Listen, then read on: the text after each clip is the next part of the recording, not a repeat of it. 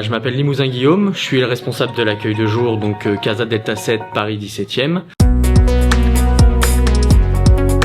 Mon but est d'apporter un cadre serein à la fois pour les professionnels et pour les personnes accueillies pour pouvoir travailler autour de la stimulation cognitive et donc ralentir l'évolution des pathologies neuroévolutives des personnes qu'on accompagne ici. Le but étant de maintenir le plus longtemps possible les personnes dans leur cadre habituel qui est leur domicile.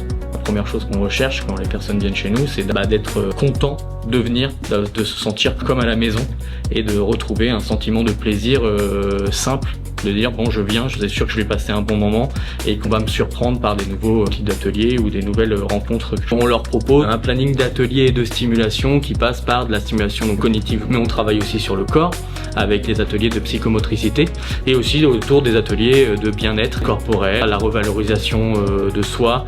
Donc notre but c'est qu'elle retrouve confiance en elle, une certaine dignité et qu'à partir de ce moment-là, le travail de la stimulation cognitive est vraiment efficace. On va pouvoir accueillir ces personnes-là 1 à 3 fois par semaine en fonction de leur profil cognitif et leur capacité résiduelle.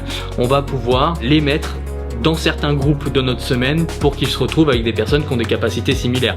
Aujourd'hui, par exemple, on va avoir 3 types d'ateliers un peu différents parce qu'on va avoir le papier de stimulation cognitive sur la mémoire qui va être en papier-crayon, un exercice qui a été préparé par la neuropsychologue. On va avoir un atelier autour du théâtre, donc sur l'expression des sentiments, le lâcher-prise, l'expression corporelle, et on va avoir un autre atelier qui va être sur le thème du langage. Le but de l'exercice étant de retrouver un mot en fonction d'une définition qui a été donnée.